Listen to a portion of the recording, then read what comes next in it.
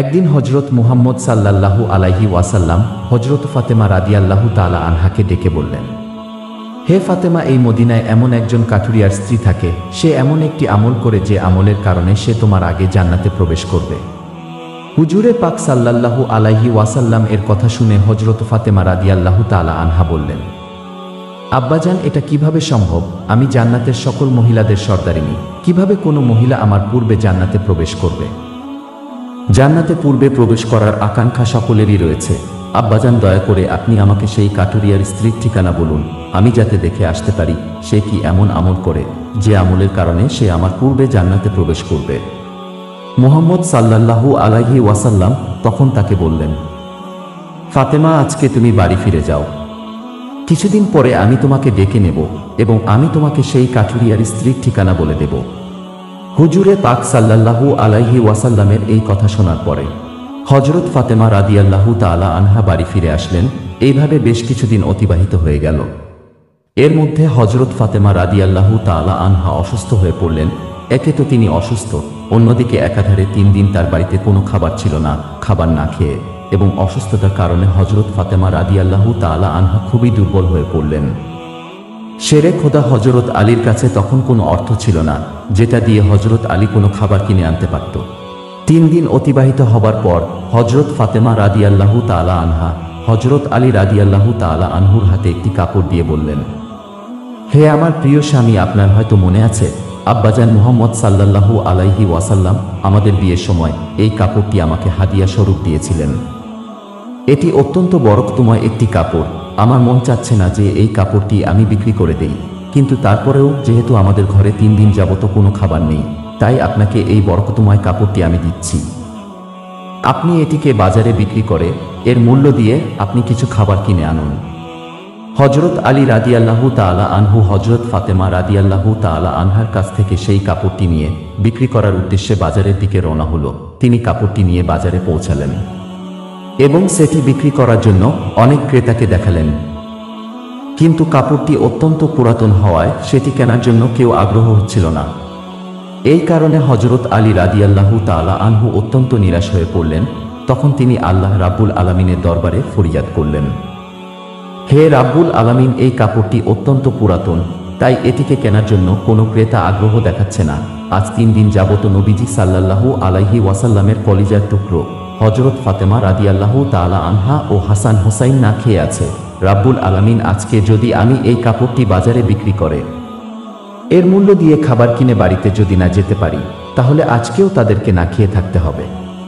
আপনি এই কাপড়টি কেনার জন্য একজন ক্রেতার ব্যবস্থা করে দিন। শেরে খোদা হজরত আলী রাদিয়াল্লাহু আনহুর এই দোয়ার পরে একজন ক্রেতা আগমন করল এবং সে তাকে প্রশ্ন করল, আলী, তুমি কি এই কাপড়টি বিক্রি করতে চাও?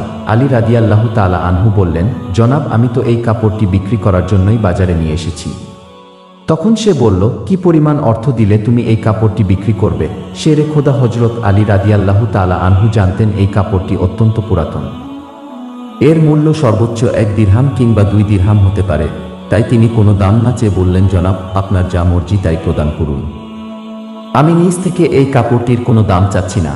তখন সেই ক্রেতা বলল, আমি 6 দিরহাম দিয়ে এই কাপড়টি ক্রয় করতে চাই, তুমি কি বিক্রি করতে রাজি আছো? হজরত আলী রাদিয়াল্লাহু তাআলা আনহু খুশির সাথে রাজি হয়ে গেলেন এবং বললেন, জনাব, আপনি আমাকে 6 দিরহাম দিয়ে এই কাপড়টি ক্রয় করতে পারেন। এরপর ক্রেতা হজরত আলী রাদিয়াল্লাহু তাআলাকে 6 দিরহাম দিল এবং হজরত আলী রাদিয়াল্লাহু তাআলা আনহু তাকে সেই কাপড়টি হস্তান্তর করলেন। ওদিকে আল্লাহ রব্বুল আলামিনের একদল ফেরেশতা অন্য আরেক দল ফেরেশতাকে বলতে লাগল, নবীজি সাল্লাল্লাহু আলাইহি ওয়াসাল্লামের সাহাবীরা অত্যন্ত দানশীল, তারা সুখে দুঃখে সর্ব অবস্থায় দান করে। ফেরেশতাদের এই কথা শুনে অপর একদল ফেরেশতা বলল, আল্লাহর নবীর সাহাবীরা দান করে, এটা ঠিক কথা, কিন্তু তারা সুখে দুঃখে সবসময় দান করে না। তাদের হাতে যদি কিছু থাকে তাহলেই তারা দান করে, এবং তাদের হাতে থাকা জিনিসটার প্রয়োজন যদি তাদের নিজেদের থাকে তখন তারা সেই জিনিসটি দান করে না। ফেরেশতাদের এই ঝগড়া সমাধান করতে আল্লাহ রাব্বুল আলামিন তাদেরকে বললেন, হে আমার ফেরেশতারা, তোমরা পরস্পরের মধ্যে ঝগড়া না করে এই বিষয়টি পরীক্ষা করার জন্য শেরে খোদা হজরত আলীর কাছে চলে যাও। সে 6 দিরহাম দিয়ে একটি কাপড় বিক্রি করেছে, আর এই 6 দিরহাম তার অত্যন্ত প্রয়োজন। তোমরা হজরত আলীর কাছে সেই 6 দিরহাম চেয়ে দেখো সে তোমাদেরকে দেয় কিনা, আর এর মধ্যেই তোমাদের ঝগড়ার সমাধান হয়ে যাবে। আল্লাহ রাব্বুল আলামিনের পক্ষ থেকে এই নির্দেশ লাভের পরে একজন ফেরেশতা ফকির বেশে হযরত আলী রাদিয়াল্লাহু তাআলা আনহুর কাছে আগমন করলেন। শেরে খোদা হযরত আলী রাদিয়াল্লাহু তাআলা আনহু সেই 6 দিরহাম দিয়ে খাবার কিনতে যাচ্ছিলেন। ইতিমধ্যে ফকির বেশে সেই ফেরেশতা বললেন, হে আল্লাহর বান্দা, আমি কয়েকদিন যাবত না খেয়ে রয়েছি। না খেয়ে থাকার কারণে আমার শরীরে সামান্যতম নড়াচড়া করার শক্তি নেই। আল্লাহর ওয়াস্তে তোমার কাছে কিছু ফরিয়াদ করছি। যদি তোমার কাছে কোনো অর্থ থাকে দয়া করে আমাকে সেগুলি দান করো, যাতে সেই অর্থ দিয়ে আমি খাবার কিনতে পারি এবং আমার ক্ষুধার জ্বালা নিবারণ করতে পারি। ফকিরের এই প্রার্থনা শুনে হযরত আলী রাদিয়াল্লাহু তাআলা আনহু ভাবতে লাগলেন, হে আল্লাহ, আজ 3 দিন যাবত আমার স্ত্রী ও সন্তানেরা না খেয়ে রয়েছে। 3 দিন পরে আমার স্ত্রী ফাতেমা আমাকে একটি কাপড় বিক্রি করতে দিলেন। বলা ছিল সেই কাপড় বিক্রি করে তার অর্থ দিয়ে আমি তাদের জন্য কিছু খাবার কিনে নিয়ে যাব। কিন্তু এখন আল্লাহর এক অসহায় বান্দা আমার কাছে ভিক্ষা প্রার্থনা করছে। এখন আমি কি করব? আমি কি আমার স্ত্রী ও সন্তানদের জন্য খাবার কিনে নিয়ে যাব, নাকি এই ভিক্ষুককে দান করে দেব? সর্বশেষে তিনি সিদ্ধান্ত নিলেন যে এই অর্থগুলি ভিক্ষুকে দান করে দেবেন। অতঃপর তিনি মনে মনে ভাবতে লাগলেন, আল্লাহ আমার উত্তম অভিভাবক, এই ভিক্ষুককে আমি 6 দিরহাম দান করে দেই, অতঃপর আল্লাহ রাব্বুল আলামিন আমার জন্য উত্তম ব্যবস্থা করে দেবেন। তখন তিনি সেই 6 দিরহাম ভিক্ষুককে দান করে দিলেন। এরপর অত্যন্ত চিন্তিত এবং পেরেশান মনে হযরত আলী সামনের দিকে চলতে লাগলেন। ইতিমধ্যে দেখা গেল এক ব্যক্তি হযরত আলী রাদিয়াল্লাহু তাআলা আনহুর কাছে একটি লাল ঘোড়া নিয়ে আসলো এবং সে তাকে বলল, হে শেরে খোদা আলী, আপনি কি আমার কাছ থেকে এই লাল ঘোড়াটি কিনতে চাচ্ছেন?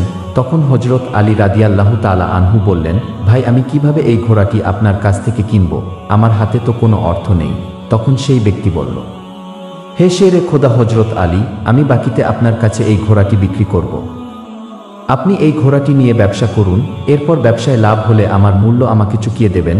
হযরত আলী রাদিয়াল্লাহু তাআলা আনহু তখন ভাবলেন, যেহেতু বাকিতে তিনি আমাকে এই ঘোড়াটি বিক্রি করতে চাইছে, তাহলে তা নিতে আমার সমস্যা কোথায়? অতঃপর হযরত আলী রাদিয়াল্লাহু তাআলা আনহু বললেন, আপনি কত দিরহামের বিনিময়ে এই ঘোড়াটি বিক্রি করবেন? সেই ব্যক্তিটি বললেন, আমি 100 দিরহামের বিনিময়ে এই ঘোড়াটি আপনার কাছে বিক্রি করলাম। হযরত আলী রাদিয়াল্লাহু তাআলা আনহু সেই ঘোড়াটি 100 দিরহামের বিনিময়ে তার কাছ থেকে কিনে নিলেন।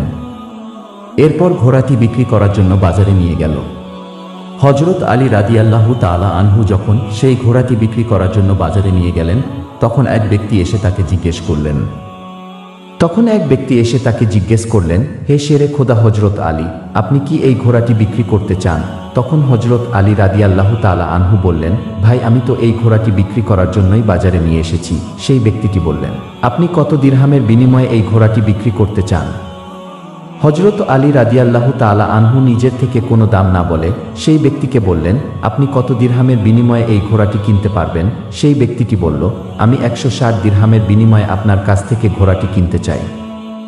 হযরত আলী রাদিয়াল্লাহু তাআলা আনহু চিন্তা করলেন, আমি তো এই ঘোড়াটি 100 দিরহামের বিনিময়ে কিনেছি, আর তিনি আমাকে মূল্য দিতে চাইছেন 160 দিরহাম, অতএব এতে আমার 60 দিরহাম লাভ হবে। তখন হযরত আলী রাদিয়াল্লাহু তাআলা আনহু বললেন, ভাই, আমি আপনার কাছে 160 দিরহামের বিনিময়ে এই ঘোড়াটি বিক্রি করে দিলাম। সেই ব্যক্তিটি 160 দিরহামের বিনিময়ে হযরত আলীর কাছ থেকে সেই ঘোড়াটি কিনে নিলেন।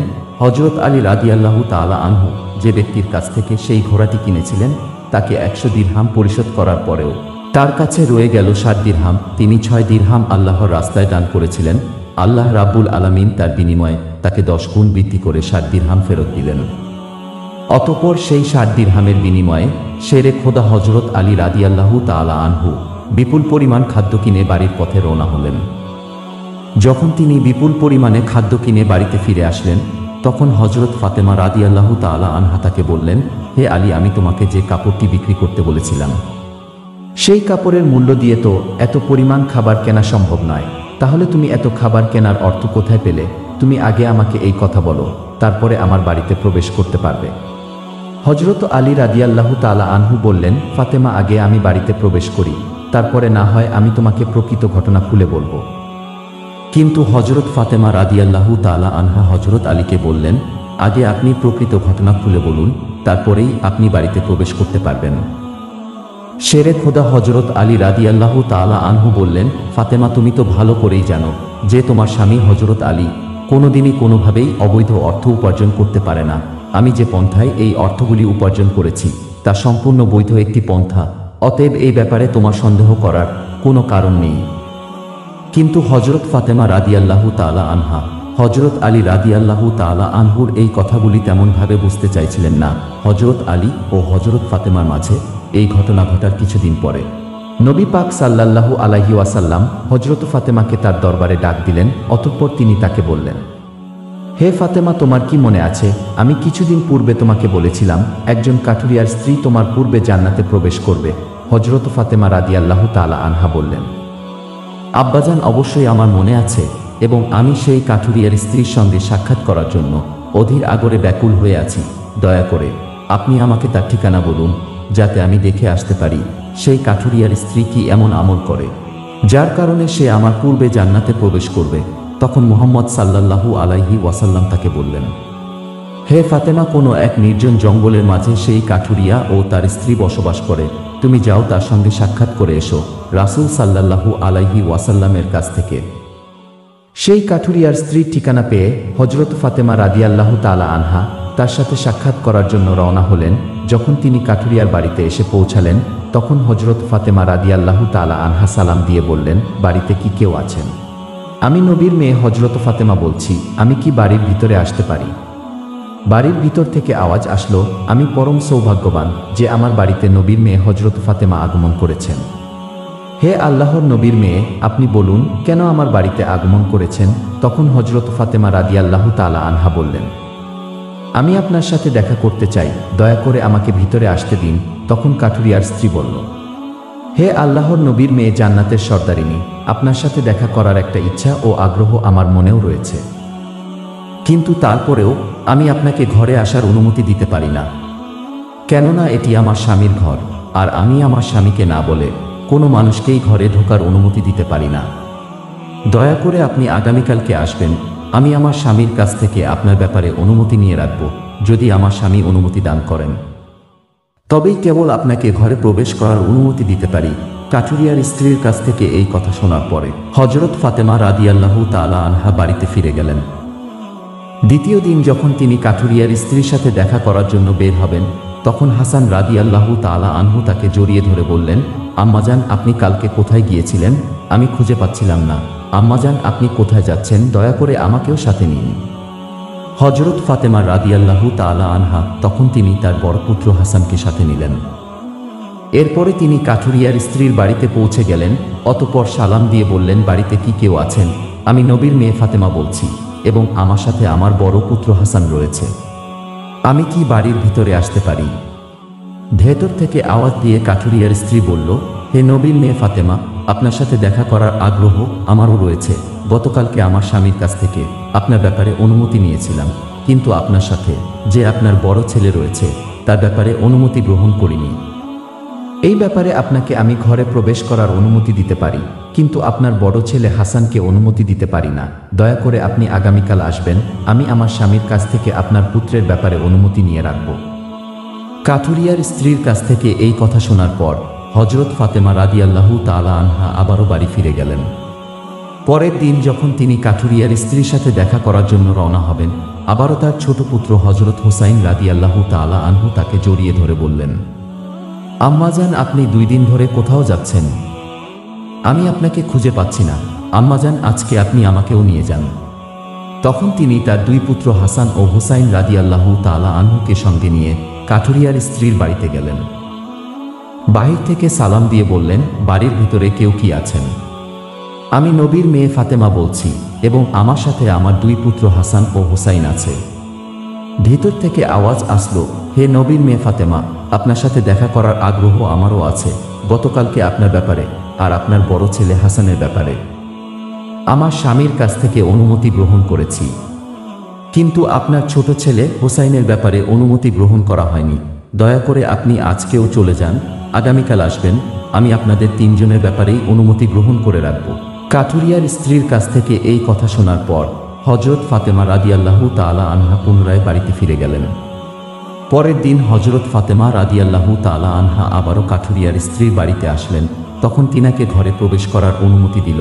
হজরত ফাতেমা রাদিয়াল্লাহু তাআলা আনহা ঘরে প্রবেশ করে দেখল কাঠুরিয়ার স্ত্রী বসে আছে আর তার সাথে রাখা আছে একটি লাঠি, একটি রশি একটি পানির পাত্র। হযরত ফাতেমা রাদিয়াল্লাহু তাআলা আনহা তাকে জিজ্ঞাসা করলেন, আপনি এগুলো নিয়ে বসে আছেন কেন? তিনি উত্তরে বললেন, আমার স্বামী যখন ঘরে প্রবেশ করবে তখন হয়তো তার পানি পান করার জন্য অথবা অজু করার জন্য পানির প্রয়োজন হবে। আমি চাই না আমার ক্লান্ত স্বামী সামান্যতম কষ্ট পাক। তার পানির প্রয়োজন হওয়ার সাথে সাথেই আমি যাতে তার কাছে পানি পৌঁছে দিতে পারি, এই কারণে আমি পানি নিয়ে বসে আছি। হযরত ফাতেমা রাদিয়াল্লাহু তাআলা আনহা আবার জিজ্ঞাসা করলেন, হে বোন, তাহলে এই লাঠি নিয়ে বসে আছো কেন? তাছাড়া এই রশির কি প্রয়োজন? তখন কাঠুরিয়ার স্ত্রী বললেন, আমার স্বামী যদি আমার উপর কোনো কারণে অসন্তুষ্টি হয় এবং আমাকে শাস্তি দেওয়ার ইচ্ছা করেন, তখন তার প্রয়োজন হবে একটি লাঠি, এবং আমাকে বেঁধে শাস্তি দিতে চাইলে তখন প্রয়োজন হবে একটি রশি। আমি চাই না এই জিনিসগুলো খোঁজাখুঁজি করতে যেয়ে আমার স্বামীর কোনো রকম কষ্ট হোক, এই জন্য আমার সামনে এই জিনিসগুলো নিয়ে বসে আছি। যখনই আমার স্বামী কোনো কারণে আমাকে শাস্তি দিতে চাইবে, তখনই তার সামনে লাঠি এবং রশি আছে, যাতে তিনি আমাকে দড়ি দিয়ে বেঁধে লাঠি দিয়ে শাস্তি দিতে পারেন।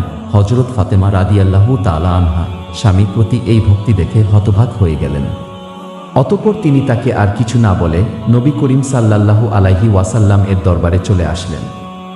রাসূল সাল্লাল্লাহু আলাইহি ওয়াসাল্লাম বললেন, তুমি কি সেই কাঠুরিয়ার স্ত্রীর সাথে দেখা করে এসেছো? ফাতেমা বললেন, আব্বাজান, হ্যাঁ, আমি তার সাথে দেখা করে এসেছি। নবী করিম সাল্লাল্লাহু আলাইহি ওয়াসাল্লাম বললেন, তুমি কি দেখেছ? হযরত ফাতেমা রাদিয়াল্লাহু তাআলা আনহা তখন বললেন, সেই মেয়েটি অত্যন্ত স্বামী ভক্ত। তখন নবী করিম সাল্লাল্লাহু আলাইহি ওয়াসাল্লাম বললেন, ফাতেমা, তার কাছ থেকে তোমার অনেক কিছু শেখার রয়েছে। হযরত ফাতেমা রাদিয়াল্লাহু তাআলা আনহা বললেন, আব্বাজান, আমি তার কাছ থেকে কি কি শিক্ষা গ্রহণ করতে পারি এবং সে কিভাবে আমার পূর্বে জান্নাতে প্রবেশ করবে, এই ব্যাপারটা আমাকে একটু বুঝিয়ে বলুন। নবী করিম সাল্লাল্লাহু আলাইহি ওয়াসাল্লাম বললেন, হে ফাতেমা, শোনো, তুমি কিছুদিন আগে তোমার স্বামী আলীকে একটি পুরাতন কাপড় বিক্রি করার জন্য দিয়েছিলে। হযরত আলী সেই কাপড় বিক্রি করে তার অর্থ দিয়ে তোমাদের জন্য অনেক খাবার কিনে নিয়ে গেছিল, কিন্তু তুমি সন্দেহ করেছিলে যে হযরত আলী বৈধ পথে উপার্জন করেছে কিনা। এই জন্য তুমি তোমার স্বামীকে ঘরে প্রবেশ করতে দাওনি এবং তাকে বিভিন্ন প্রশ্ন করার মাধ্যমে তাকে কষ্ট দিয়েছিলে। অথচ তুমি জানতে তোমার স্বামী হযরত আলী কোনোদিন অবৈধ পথে উপার্জন করে না। হে ফাতেমা, তুমি যখন আলীকে কাপড়টি বিক্রি করার জন্য দিয়েছিলে, তখন সে কাপড়টি বিক্রি করার জন্য কোনো ক্রেতা খুঁজে পাচ্ছিল না। তখন আল্লাহ রাব্বুল আলামিন তার ফেরেশতা হযরত মিকাইলকে সেই কাপড় কেনার জন্য পাঠিয়েছিলেন। আল্লাহর ফেরেশতা মিকাইল হযরত আলীর কাছ থেকে সে কাপড়টি 6 দিরহামের মাধ্যমে কিনেছিলেন, এবং আর একজন ফেরেশতা এসে হযরত আলীর কাছ থেকে সেই 6 দিরহাম ভিক্ষা প্রার্থনা করে। আলী সেই 6 দিরহাম আল্লাহর রাস্তায় দান করে দেয়। অতঃপর সে চিন্তিত অবস্থায় বাড়ি ফিরে আসছিল। এমন সময় আল্লাহর ফেরেশতা হযরত জিবরাইল আলাইহিস সালাম তার কাছ থেকে একটি লাল ঘোড়া হযরত আলীর কাছে 100 দিরহামের বিনিময়ে বাকিতে বিক্রি করে। এরপরে হযরত আলী সেই ঘোড়াটি বিক্রি করার জন্য বাজারে যায় এবং সেই ঘোড়াটি হযরত আলীর কাছ থেকে ইসরাফিল ফেরেশতা 160 দিরহামের বিনিময়ে কিনে নেয়। হযরত আলী 6 দিরহাম দান করার বিনিময়ে আল্লাহ রাব্বুল আলামিন তাকে 10 গুণ বৃদ্ধি করে 60 দিরহাম দান করেন, এবং সে অর্থ দিয়েই আলী তোমাদের জন্য বিপুল পরিমাণ খাবার কিনে এনেছিল। ফাতেমা, শুনে রেখো, হযরত আলী যে কাপড়টি বিক্রি করেছে, আল্লাহ রাব্বুল আলামিন সেই কাপড়টি জান্নাতে সংরক্ষণ করে রেখেছেন, এবং যে ঘোড়া দিয়ে হযরত আলী ব্যবসা করেছিল, সেই ঘোড়াটিকেও জান্নাতে সংরক্ষণ করে রেখেছেন। কাল কিয়ামতের দিন তুমি যখন জান্নাতে প্রবেশ করবে, তখন তুমি সেই ঘোড়ার উপরে থাকবে। সেই কাপড়টি হবে ঘোড়ার লাগাম, এবং সেই লাগামটি ধরে থাকবে ওই কাঠুরিয়ার স্ত্রী। লাগামটা ধরে থাকার কারণে সে তোমার আগে জান্নাতে প্রবেশ করবে, আর তুমি তারপরে জান্নাতে প্রবেশ করবে।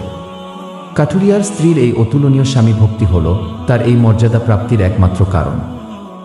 প্রিয় দর্শক, আপনার প্রতি আমার একটি রিকোয়েস্ট, আমার ইউটিউব চ্যানেলটি সাবস্ক্রাইব করুন এবং লাইক, শেয়ার, কমেন্ট করে দিন।